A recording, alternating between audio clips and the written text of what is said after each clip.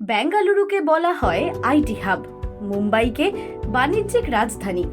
কিন্তু আপনি কি জানেন ভারতের রিসার্চ ক্যাপিটাল বা গবেষণার রাজধানী কোনটি? হয়তো শুনলে অবাক হবেন।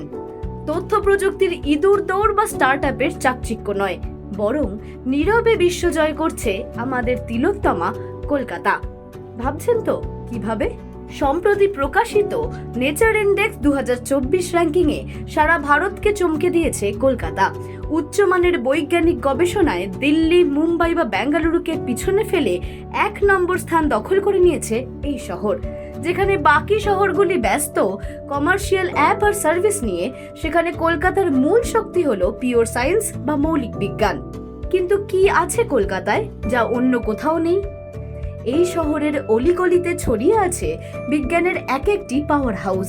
দেশের প্রাচীনতম গবেষণা কেন্দ্র আইএসিএস থেকে শুরু করে পরিসংখ্যানের পীঠস্থান আইএসআই, মেঘনাদ সাহার স্মৃতি বিজড়িত Saha institute of nuclear physics. এছাড়াও আছে জগদীশ চন্দ্র বসুর নামাঙ্কিত বোস ইনস্টিটিউট আর বিজ্ঞানের উন্নত শিক্ষার কেন্দ্র আইআইএসইআর কলকাতা।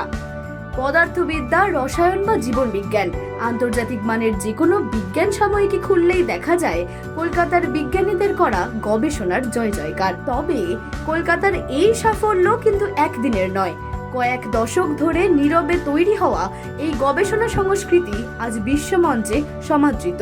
প্রধানমন্ত্রী নরেন্দ্র মোদী যেমনটা বলেন, ভারত আজ আর বিদেশের দিকে তাকিয়ে নেই, বরং বিদেশিরাই ভারতের অগ্রগতি দেখে অবাক হচ্ছে। কলকাতার এই রিসার্চ মডেল তার অন্যতম বড় প্রমাণ।